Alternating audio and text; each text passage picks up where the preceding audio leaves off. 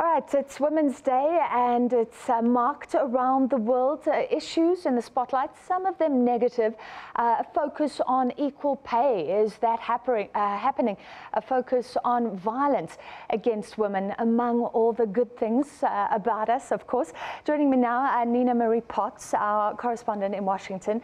Just to look at the global perspective, the US perspective. It's been 5 months since the Harvey Weinstein scandal, then the MeToo campaign came along. Just take us back and how things have changed because of the massive push that we've seen. I think it's a very good question. A recent poll, which was released just ahead of International Women's Day, actually has half of American women still believing that the majority of sexual harassment cases go unreported. So although the Me Too campaign in the US has galvanized women, it's motivated women to make themselves heard, I think it's also raised really important long-term questions about how America's institutions are likely to change, what constitutes sexual harassment, how the broader definition of sexual assault and sexual harassment and sexual abuse is actually defined in the courtroom and also in the workplace,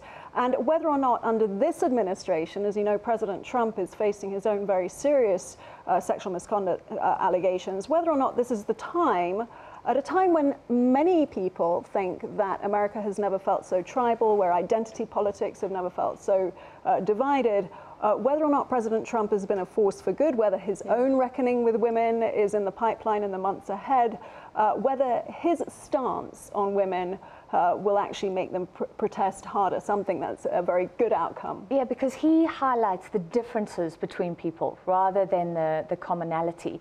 So we're getting the reports about a suppression of one woman's story. If that all blows up, just your opinion, will he survive? Because he's survived a lot of claims in the past. Will this make any difference?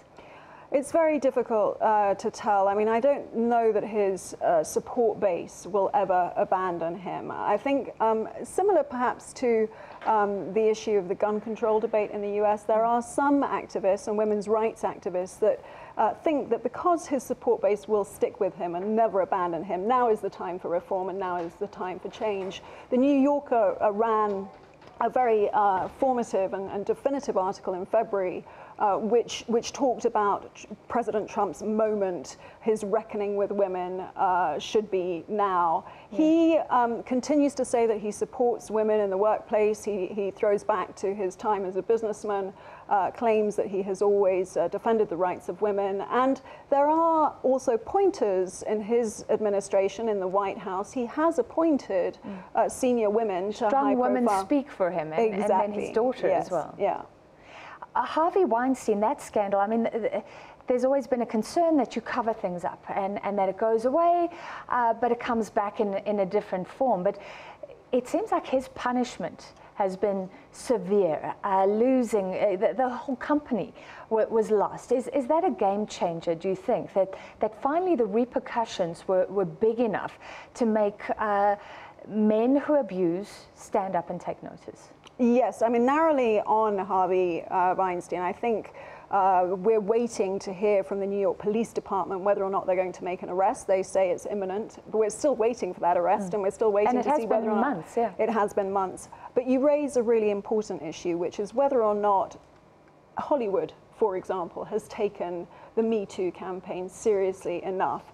How far is Hollywood prepared to go? We went through a very controversial Oscars this past weekend where Kobe Bryant was awarded an Oscar, somebody who has himself faced a very serious sexual abuse and sexual assault charge, which fell apart in court because the 19-year-old woman who was involved in that case was too scared or did not want to testify against him. So how seriously Hollywood has taken this. There's also the question of Capitol Hill and Congress and lawmakers. I'm not sure, in fact, I know for sure, that names have not been named, names have not been shamed on Capitol Hill, and $17 million have been spent in settling workplace disputes. We don't know who those men are that settled. Sure. So still a cover-up. We're running out of time, but I've been following as well. It seems to have started in Hollywood, but a big focus on the media as well, on the treatment of women, young apprentices and things like that. Also the representation of women. Of course, there's a pay issue, the BBC as well.